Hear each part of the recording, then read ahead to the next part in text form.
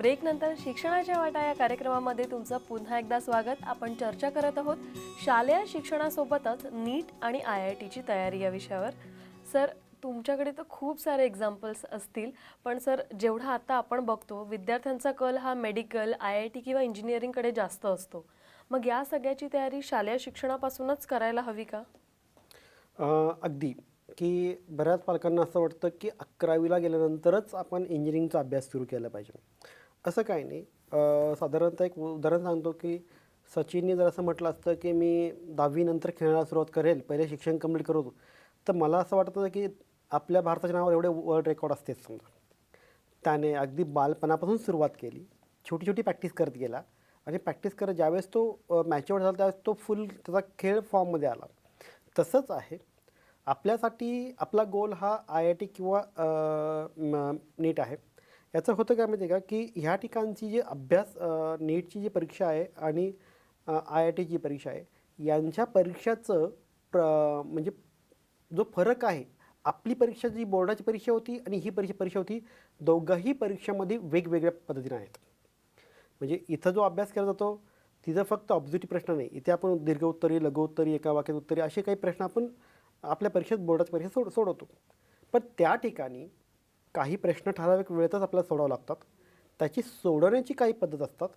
त्या ठिकाणी आपल्याला तर्कशास्त्राचा उपयोग करावा लागतो. जर प्रश्न चुकला तर आपल्याला निगेटिव्ह मार्किंग मिळते, म्हणजे आपला स्कोअर कमी होतो. तुम्ही 200 प्रश्न सोडवले, 100 प्रश्न सोडवले, त्यातले जर 50 चुकीचे प्रश्न आले, तुमचा स्कोअर आपोआप मागे येतो. म्हणजे जे काही तुम्ही बरोबर प्रश्न सोडवले त्यातून तुमचे प्रश्न मार्क कमी होतात. म्हणजे ह्या ठिकाणी आपल्याला काळजी फार घ्यावी लागते की मी जर 10, 20, 100, 100 प्रश्न सोडवले तर 100 हे माझे बरोबर असले पाहिजे 100%. तुम्ही जर एक छोटं उदाहरण सांगतो की तुम्ही 150 प्रश्न सोडवलेत, त्यातले तुमचे 100 प्रश्न बरोबर आहेत आणि 50 प्रश्न हे तुमची चुकलेले आहेत. मग आता काय होईल, 100 मार्कातून तुम्हाला जे पडणार असतील त्यातून हे 50 चुकल्यामुळं ते मायनस कमी होतील. Negative marking. म्हणजे तुम्हाला एकूण 50च मार्क पडतील. म्हणजे काय झालं, तुम्ही लगेच स्पर्धेच्या मागे पडलात. तसं बोर्डात होत नाही. तुम्ही 10 उत्तर लिहिली, 5 चुकली, 5चे बरोबर प्रश्न तुम्हाला मिळतील.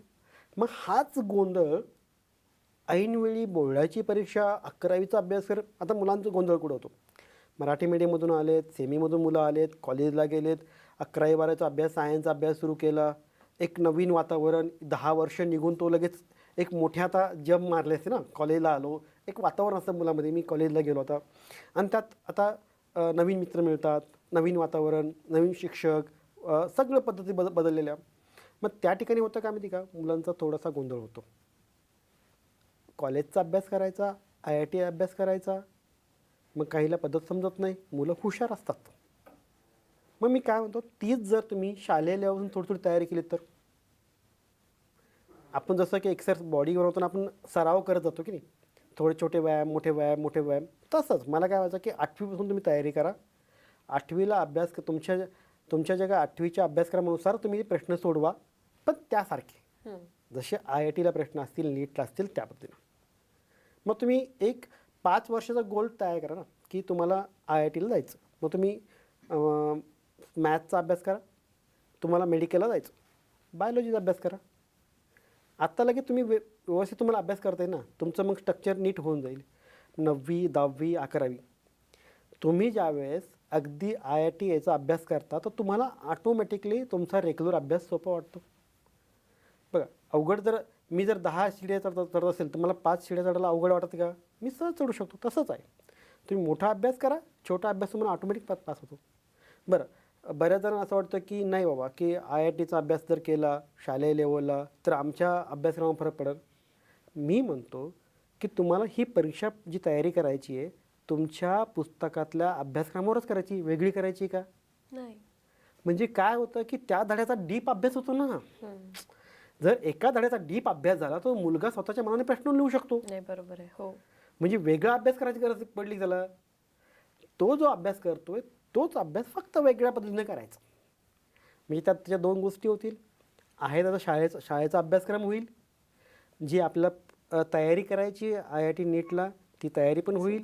म्हणजे मग 8वी हे बेसिक वर्ष समजायला त्याला खूप चांगलं आहे. 9वीला त्याला ताण येणार नाही.